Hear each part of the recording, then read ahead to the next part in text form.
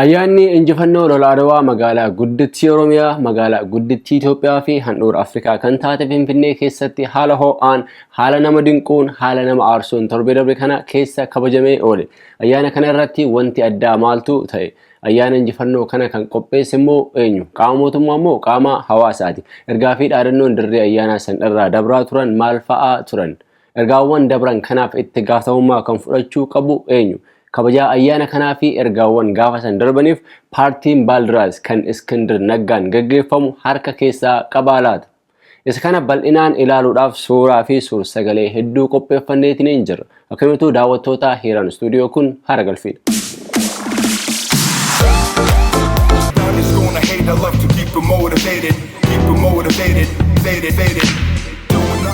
Akkuma kanaan dura baramee ayyaanni injifannoo lola Adawaa magaalaa Finfinnee keessatti haala dateedhaan kabajamee oole. Injifannoo lola kanaa kan biyyattii guutuu ta'us kan bara hundaa kabaju uummata magaalaa Shaggarii fi qaama mootummaa qofa. Bara kana immoo mootummaanis waan boqonnaa fudhatee jiru fakkaata. Guyyaan kun akka injifannoo waraana Minilikiitti waan ilaalamuuf hawaasa Oromoo fi sabaaf sablammoonni hedduun hin kabajan turan. Haa ta'u malee jeneraalonni lola san irratti hirmaatan kan hoogganan harki caalu Oromoo waan ta'aniif kabajuu qabna jechuudhaan hawaasa amansiisuudhaaf waggoota hedduudhaaf yaalamaa ture. Waggaa lama dura yeroo jalqabaatiif weellisaa Oromoo Haacaaluu Hundeessaa fardeen hedduun Finfinnee naannoo Addabaabaayii Masqalaatti kabajuun isaa ni yaadatama. Seenaa dabe dhaloonni qajeelchee beekuu akka irra jirus dubbatee ture. ጀግንነትን አውርሰውናል። እኛም ጀግንነትን ከነሱ የወረስነውን ጀግንነት ለልጆቻችን ለልጅ ልጆቻችን እናወርሳለን። ኦቨርላፕ የሚሆነው ብዙ ጊዜ መሬት ብቻ አይደለም፣ ጀግንነትም ኦቨርላፕ ይሆናል። እንግዲህ ኦሮሞ ብዙ ጊዜ የጀግንነቱ ቦታ እንጂ ሚዲያ ላይ አታገኘውም ብዙ ጊዜ። አሁን ያለው ትውልድ የጀግንነቱን ቦታ የሚዲያውን ቦታ መገኘት አለበት። ምክንያቱም ለቀማተኞች እድል መስጠት የለበትም ብዬ አምናለሁ። ታሪክ ኦቨርላፕ እንዳይሆን እያንዳንዱን ነገር በጥንቃቄ ማስኬድ አለበት። ይሄ ነው መልእክት አለ። መጨረሻ ላይ እስኪ በኔ ትውልድ ላለ ከኔ በላይ ያሉትን ኦፍ ገራራት ሙከሙረኒ ይላል ኦሮሞ። በኔ ትውልድ ያሉትን ኢትዮጵያ የምትባል ሀገር በኦሮሞ አጥንት የቆመች በኦሮሞ ደም የተጣፈች ናት። ለማንም አሳልፎ መስጠት የለበትም። በረደብረሞ ኢሳ ወልቀበቴ ሞቱማ ናኖ ኦሮሚያ አደድሩማዳን ቅንዴሱናን አያኒ ኩን ሃለ ጋሪን akka kabajamuuf haala mijeessee ture. Wallistoonni Oromoo kanneen akka Caalaa Bultumee fi Saaliyaa Saamii Faatis sirba gadi lakkisanii turan. Sagantaa hunda akka mi'eessituutti kan tolchuu Pireezidaant Shimallis Abdiisaa achitti argamuudhaan akkas jedhee ture. Itoophiyaawummaan geerarsaanii miti, sirbaanii miti, tapha feesbuukiitiin miti. Itoophiyaawummaan geerarsi sirbi wadaloon yedaloon ol kaasa bareessee mul'isa. Wadaloon immoo wadala harree kan Minilik yaabbatee ittiin doleedhaa laata. Kan nama gaddisiisu garuu ilmaan Minilik kan jarri mataatti baatan waltajjii jarri qopheessan irratti isaan arrabsuu fi tuffii Oromoof qabdu agarsiisaa oolte. Oromoon waa jedheef osoo hin taane cal'isuunuu ni hidhama. Suuraa Minilik dhiisii halluu keelloo uffachuu qofaaf hidhamaa ture. Ammas hidhamaa jiru. Ayyaana isaa Irreecha irratti uffata alaabaa adda bilisummaa ofirraa qabu hin uffattan jedhamanii dararaa hedduudhaaf saaxilaman. Bara wayyaaneen uummata ajjeesaa daraa turtettis tuffiin ammas gahu Oromoo hin mudanne. Kan baraanaa immoo adduma ture. Xiyyeeffannoon ilmaan immiyyee kan bara kanaa mootummaa biyya bulchaa jirudha. Isaan qaanessuu, arrabsuu, uummata Oromoo bal'aa tuffachuu, mootota isaanii faarsuu, dhaadachuu, alaabaa lummuxii isaanii hurgufuu, Minilik fakkaatanii mul'achuudhaaf hedduu ifaajan. Galata gaalaa galgalli dulla akkuma jedhamu tolli mootummaan biyya bulchaa jiru uummata kana oole ofiif arrabsamuu, tuffatamuu, uummata Oromoo bal'aa miliyoona 50tti shallagamu kanis magaalaa isaa handhuura isaa irratti kabajaa irraa fuudhee argame. Jarri kun gaafa Adawaas hin lolle, gaafa Baadummees hin lolle, gaafa Somaaliyaas hin lolle, dheengadda gaafa mootummaan humnoota Tigraayin lolus hin lolle. Garuu kan akka isaanii biyya jaallatu, biyyaaf dhimmamu, alaabaa isaaniif wareegamu isaan malee akka hin jirre fakkeessuudhaan seenaa dharaa dabtaraa abboota isaanii irraa dhaalaniin dachii dhiphisu. Ayyaana kana qaamni kamuu qopheessu gochoota achirratti sababa bal'aa Oromoo xureessaa tureef itti gaafatamaan mootummaa fakkaata. Osoo isaan waggoota muraasa dura yoo isaan boolla wayyaaneen isaan keessatti awwaalte keessa yaa'anii Uummata Oromoo irratti afaan banan kana mootummaan biyya bulchaa jiru takkaaffii irratti fudhatee har'a hooggantoota Oromoo fi Oromoolee hin arrabsan ture. Dhaadannoon dirree ayyaanaa sanitti dhagahamaa ture kan arrabsamaa ture Jawaar, Dr. Abiy, Injiinar Taakkalee Uumaa fi Adaanech fa'aadha. Keessattuu Adaanechiin shaashii irraa mulqanii kophee qodaa irraa baasanii Kongoo itti godhanii waliif gadi harkisaa turan. Shimeef Taayyee garuu maaliif hin arrabsin? Maal jechuudha? Jarri ayyaana kabajuuf walgaan hedduun isaanii maaf akka kabajan hin beekan. Hedduun isaanii suuraa namicha lolee injifate jedhanii faarsan maqaa isaa malee maqaa abbaa isaatu hin beekan. Isa immoo ofumaa waraabanii ragaa ofirratti bahan. የሚኒሊክ አባት ስማቸው ማን?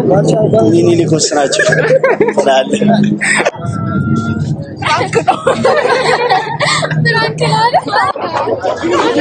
ያጼ ሚኒሊክ አባቴ ይለፈል ስማቸው ማን? የሚጠብቅ ነው። ጀዝባ ነው። የሚኒሊክ አባት የሚኒሊክ አባት ስማቸው ማን?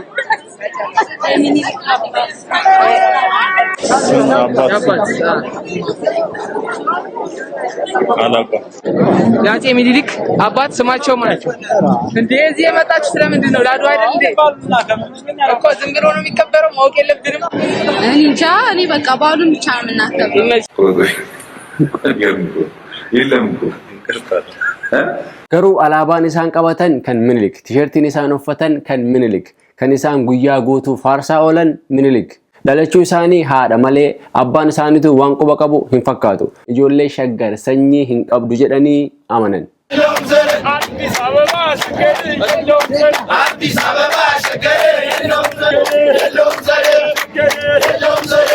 Anaa miti wama isaan ofiin jedhan.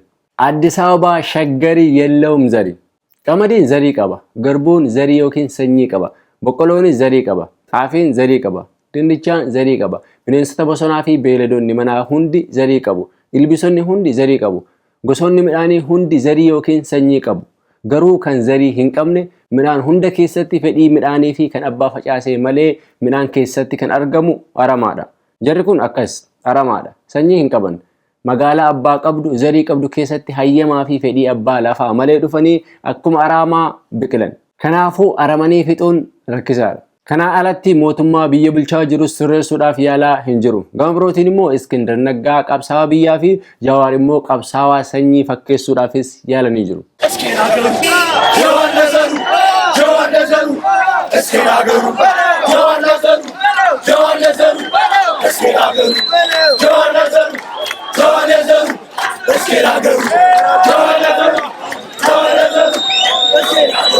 Jarattii kana qabsaa'ee fi wayyaanee bahaa fi gala dhoorkee kan jara bara wayyaanee sagaleen dhagame hin beekneef carraa kana kennee qabsoo Jawaarii fi qeerroo Oromooti. Iskuun maal isaaniif godhe? Feestaalii ofii qabatee mana hidhaa seenaa bahuu malee bu'aan isaa eessa bira? Kan uummata Oromoo tuffatanis salphaadha. Mootummaa kana jarri kun arrabsuun garuu namatti tola. Maal irra akka jiran hangam akka tuffataman of duuba deebanii akka isaan of ilaalaniif isaan gargaara. Abiyyi Itoophiyaa halkaniif guyyaa faarsu akkanatti akka afaan bananii carraa isaaniif laate, isaaniif jecha waraana wayyaanee wajji seene, isaaniif jecha masaraa keessaa bahee dirree lolaa deeme kanas hin kabajan. Abiyyi irra Iskindar Naggaa caalfatu. Teessoon magaalaa Finfinnee 23 qabdu sun nusaami jedhanii waggaa 2 dura arrabsaa turan. Gama biroon immoo afuu qibee hoduu cuubee jedhuun.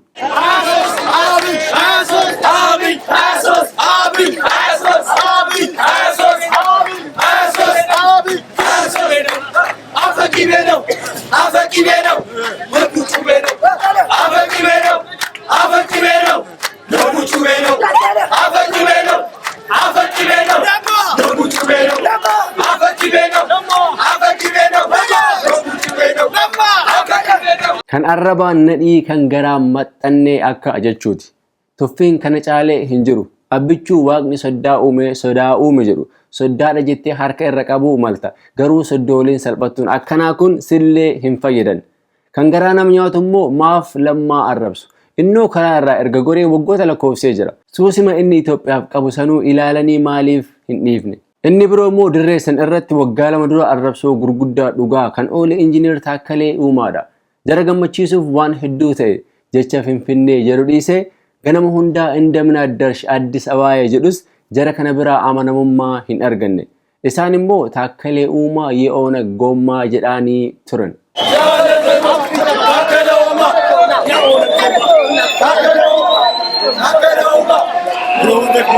PP taatus KFO taatus ummata kana biratti Oromoo taanaan ati Onagi. Kanaafuu hunduu kana beekee abbichuu fi Taakkalee dabalatee Onagi kana osoo gargaaree gaariidha.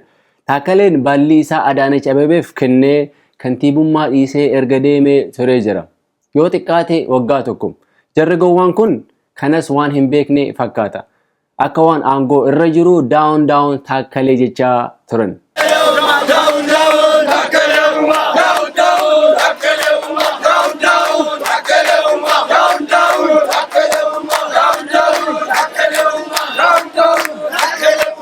Osoo gaafa san likkitti isaan galchani har'a ummata Oromoo bal'aa fi isaaniinis hin qoostu ture. Viidiyoon jarri down Taakkalee jedhan kun kan bara 2019ti. Waggaa 3 booda har'a jarri kun PP fi ummata Oromoofis inuma arrabsu. Jibbiin isaan Oromoo irraa qaban adduma. Sababbiin isaan dhufaa dabraa hunda arrabsaniif dhaaba isaaniif miti. Oromoo waan ta'aniif qofa. Kan Adaanechi immoo nama kofalchiisa. Garaallee nama nyaata. Kophee Kongoo uffattee dhuftee asitti jirratte jedhuun.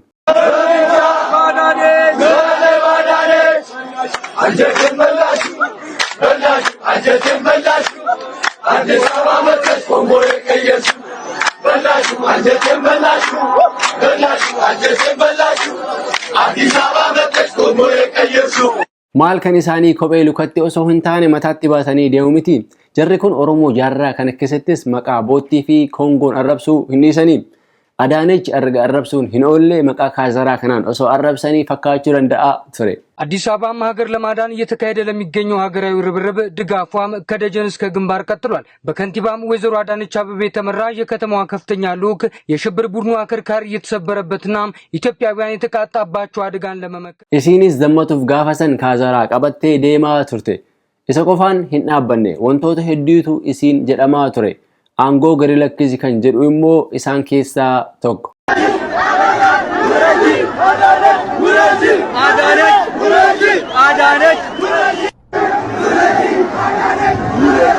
Guyyaa adiidhaan fonqolcha aangoo irratti gaggeessaa oolan. Adaanech wurajiu. Afaan biroon immoo akkuma gaafa isiin duraa Taakkalee down jechaa turan san har'a isiinis wurajiu jechaa jiru. Hayzosh Xiliyyee. ምንም ማድረግ አይቻልም. Dandeekaa kaa Xiliyyee. Akka itaatetu si godhe jarri kaabaa kun osoo dhuunfaanis mana kennitee fi gaafa wal gahan si arrabsuun jaraa hin oolu. Kan kanaa salphaadha. Aangoo irraa bu'i jechaa ni jiru. Iskuun akka iddoo isii qabatuuf ta'uu mala. Garuu inni kun baay'ee nama gaddisiisa.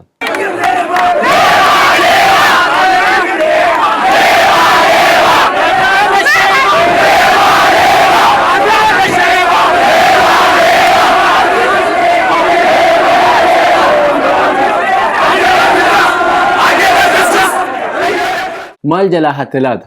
Akkasitti arrabsamanis kan soddaa isaanii homaa ittiin fakkaatu. Osoo Oromoo taate arrabsuu dhiisi mormii tokko osoo karaa nagaanis geggeessanii hireen isaanii du'aaf fidaadha. Dirree sanitti meeqatu du'ee, meeqatu madaa'ee, meeqatu hidhamaa ture. Gaafii kana warruma PPdhaaf dhiifna. Jibbaan isaan qaban kanneen maqaa Oromoon aangoo magaalattii fi biyya irraa ta'an miti. Ummata Oromoo guutuudha. Isaan garuu bineensi dabarraan harreen dhuftee jechaa jiru.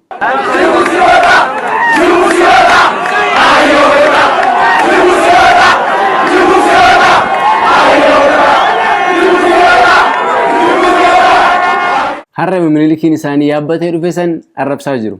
Gaheen isaanii garuu bineensa ari'uu fi harree fiduu keessattis gahee tokko hin qaban. Dirreetti yoo carraa argatan akkasitti bahanii halaakuudha.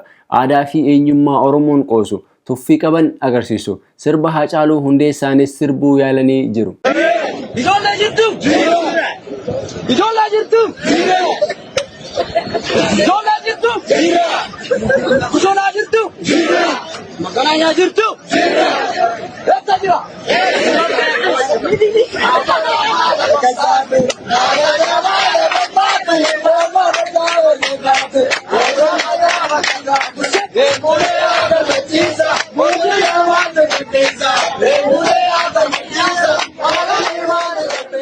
Kun immoo mallattoo bara dhumaati. kolfuufis waan isaan ittiin qoosaa jirantu nama dhorka. Sirba haceeti, sirba qabsooti. Oromoo hedduu yoo dhaggeeffatu miira hedduutu itti dhagahama. Waan hedduu yaadata.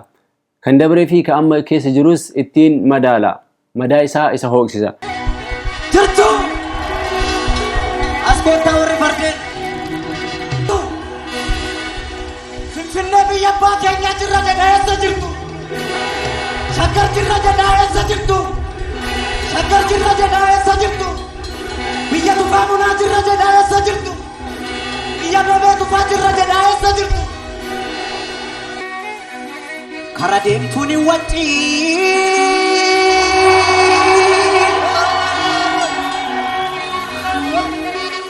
Karadem tuni wati wae lencata sofna wae ira sofna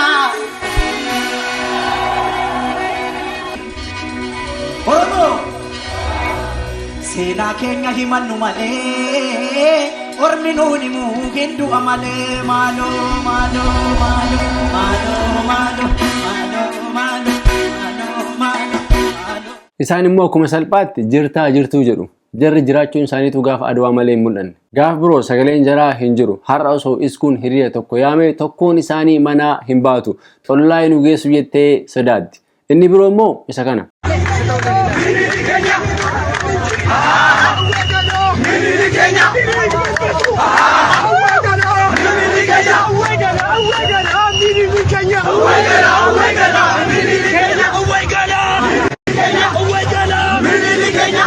Fardi keenya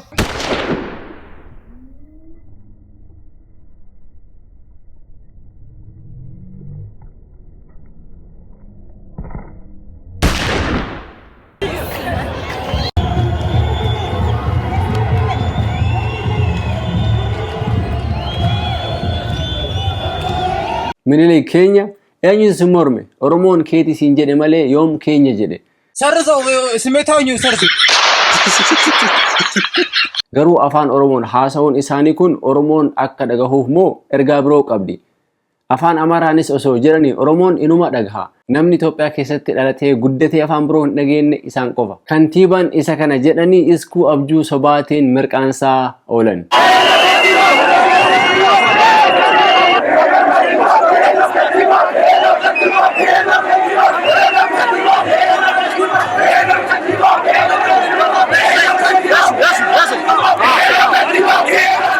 Dhaadannowwan guyyaa san dhaggeeffamaa oolaniif paartiin Baaldiraas duuba jiraachuun isaa ifa gala. Innis qaanyii tokko malee manaaxirii godhatee kantiibaa fakkaatee oole.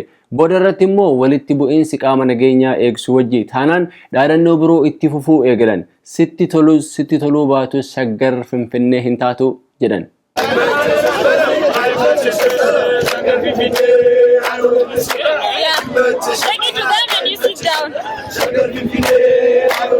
Isa kana duuba kallattiidhaan paartiin Baaldiraas jiraatus ilaalchi kun kan hunda isaaniiti.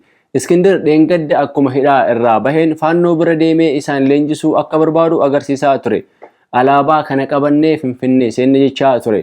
Jireenyi hedduu qaalayaa waan dhufeef mana hidhaatti deebi'uudhaaf waan tattaafataa jiru fakkaata. Hidhamuudhaaf wanti inni hin taane hin jiru. Dheengadda immoo sirna kabajaa kaarramaarraa irratti hidhuudhaaf makiinaa fidanii jennaan hatattamaan dafee seene.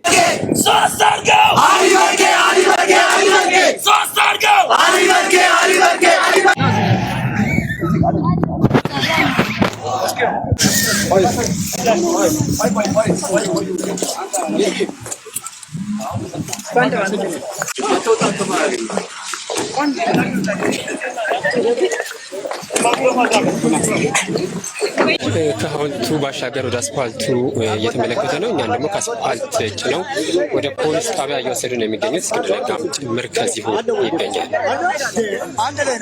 Iskuun immoo muka alaabaa itti fannisan yookiin siidaa fakkaatee makiinaa gubbatti alaabaa hafarsa. Muraasni isaanii akka irraa bu'an gaafatanis irraa hin bu'inaa jedhanii wal dhoorkan. Booda immoo gadi lakkifamanii turan. Osoo tursanillee gaariidhuma. Manni hidhaa iskuudhaaf haaraa osoo hin taane mana jireenyaa isaati.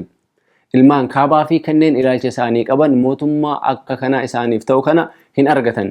Oromoo fi sablammoota biroo keessaallee kan akka abbichuu Itoophiyaa isaanii faarsuuf inuma hin arganne. Carraa kanatti osoo fayyadamanii isaaniif bareeda ta'a. Gaaf kan biroo dhufe mootu lummuxii isaanii wajji iddoo itti dhokatanuu rakkisaa ta'uu waan danda'uuf. Haala qaala'insa jireenyaa wal qabatee guutuu biyyattii keessatti hanqina zayitii irraa kan ka'e uummanni zayitii nyaataa dhabee hedduu rakkachaa jiraachuun isaa himamaa jira. Uummanni waan nyaatu dhabe mootummaa akka nyaatu Dr. Mararaan dubbatee ture. Haa ta'u malee uummanni hanga ammaatti mootummaa nyaachuu hin eegalle. Zayitiin nyaataa qofaaf osoo hin taane waan birootiifis ni fayyaddi. Meeshaa waraanaallee ittiin walawwalama. Gaafa juntaan biyya fudhachuudhaaf sodaachisaa turte san shimeen meeshaa keessan zayitiin walawwaladhaa qopheessaa jechuun isaa ni yaadatama. Qeerroof qarreen keenya, qonnaan bulaan keenya, horsee bulaan keenya bakka jirtan hundatti jiraataan magaalaa ganda keessan keessatti leenji'aa meeshaa qabdan hunda walawwalaa zayitiitti dibaa qopheessaa. Amma immoo wayyaaneen kan deebitu yoo taate maaliin walawwalu? Moo dhadhaadhaan walawwalu? Finfinnee keessatti immoo kanneen dhoksaan zayitii dhoksanis qabamuu OBN gabaasee jira. Adaanech dubbii Koongoo saniin Arsenal tarkaanfii fudhachaa jirti. Muummichi ministeeraa immoo kanaan dura raafuu osoo zayitii fi dhadhaa itti hin dabalin nyaadhaa fayyaafis gaariidha jedhee dubbachuun isaa ni yaadatama. ይህን በውሃ ብቻ ቀቅለን በልተን ማደር እንችላለን። ትንሽዬ ጨው ጠብ አድርገንበት ሌሎች ደግሞ ነገሮች ጨምረንበት ባቄላ ምናምን ቆንጆ ስታርተር ሊሆን ይችላል። አንዳንዶች እንደ ሜን ኮርስ ይበሉታል። በቀላሉ ለምግብ መዋል የሚችል ነገር ነው። እኛ በምግብ ራሳችን አልቻልንም እንላለን፣ ግን ደግሞ ዘይቱን በጣም በርካታ ሽንኩርት እና ቅቤ ጨማምረን የምንመገበው የምግብ ስርዓታችን በጤናችን ብቻ ሳይሆን ዋጋውን ከፍ አድርጎታል። ይሄን 1 ኪሎ ገዝቶ ሰው 3-4 ሰው እራት ሊበላ ይችላል። ለጤናውም ጥሩ ነው። ውሃ ብቻ ይበቃዋል። ቢበዛ ጨው ይጨምራል። ሌሎች ጋር ተቀላቅሎም ደግሞ በጣም የሚያምር ነው። አቮካዶ ጋር ምናምን ሲጨመር ደግሞ በጣም ጥሩ ምግብ ይሆናል። ከዚህ አንፃር ለሀገር ውስጥም uummanni bishaan qofaan affeelee haa nyaatuuf zayitii balleessaniin dubbii tana duuba harki mootummaa jiraachuu ragaan mul'achaa jira. Oromoon duris dhadhaadhaan nyaata waan ta'eef sababbii hanqina zayitii kanaan kan miidhamu sabaa fi sablammoota biyyattiiti. Egaan daawwattoota keenya daawwachaa kan turtan haara galfii ture. Sagantaa keenya sa'aatii dilee isaa eeggatee torbetti al tokko isiniif qophaa'aa. Qophiilee heeraan istuudiyoo kanaa fi kanneen biroo hordofuudhaaf karaa toora Feesbuukii, Instagiraamii, Yuutuubii fi keenya hordofuu hin irraanfatinaa isiniin jenna. Yuutuubii keenya sabiskaayibii akka gootan, peejii immoo fooloo fi laayik akka gootan isin yaadachiisaa. Hamma torbanitti nama torbanii nu haa taasisu jecha qopheessuudhaan kan isin wajjin ture ani abdiidha. Yeroo gaarii qabaadhaa.